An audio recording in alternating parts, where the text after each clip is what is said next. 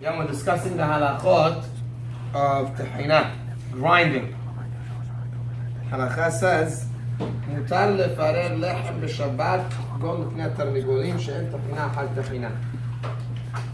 One is not allowed to grind on Shabbat flour to make wheat to make it into flour.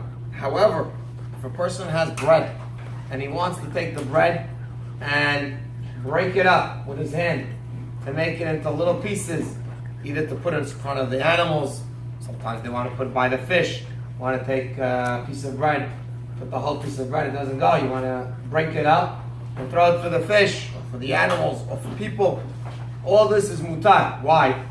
He said you're not allowed to grind normally. So how could you take a piece of bread and grind it into small fine pieces and put it in front of the fish? And the answer is because en tahina ahar tahina. Once you did grinding already, you can't do a second grinding. There's no such thing. Therefore, the wheat was already ground into flour. Once the wheat is ground into flour, no longer could you have another tahina. Therefore, whatever grinding you're going to do is mutar. It's not a problem.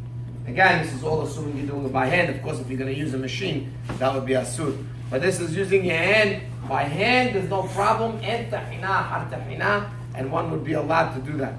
Another case which is mutar to do on Shabbat is sometimes you have older people or little children and you want to take chicken or meat, and if you give them a piece of chicken, they can't eat it. It's just too big and they can't digest it, especially a little baby.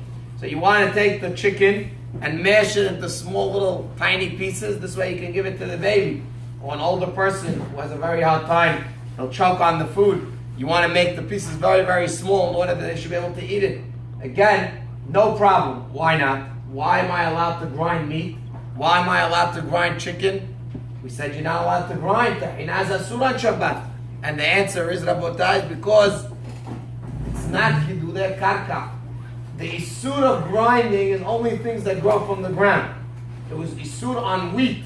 Wheat grows from the ground. You can't take the wheat and make it into flour.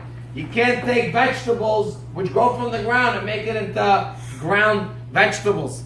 However, if you're taking meat, meat doesn't grow from the ground. Meat comes from an animal. Or if a person is taking cheese and he's cutting up tiny little pieces, all mutar, because again, these things do not grow on the ground. These things come from animals. They come from the milk. They don't come directly from the ground. Hachamim were not gozer in case where it doesn't look like wheat. It's not something which is like wheat. So there's no isur, and one would be allowed to do it on Shabbat without any problem. Again, this is all doing it by hand or with a knife. That would not be a problem whatsoever.